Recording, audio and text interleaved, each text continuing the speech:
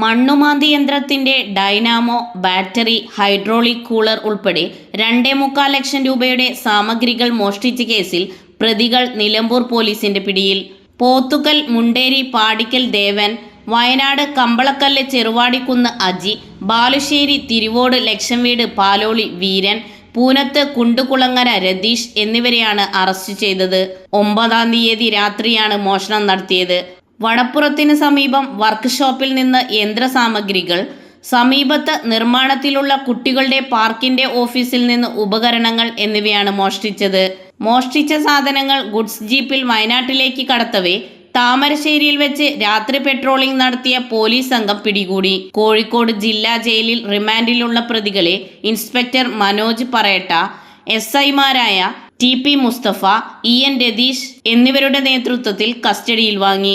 4 പേരെയും സംഭവസ്ഥലത്തെത്തിച്ചു തെളിവെടുത്തു. SCPO-മാരായ സുമേഷ്, സജീഷ്, ബിജേഷ്, CPO-മാരായ അജിത്, ഉജേഷ്, അരുൺ ബാബു, അനസ് എന്നിവർ ചേർന്നാണ് അന്വേഷണം നടത്തുന്നത്. ന്യൂസ് 99 നിലമ്പൂർ.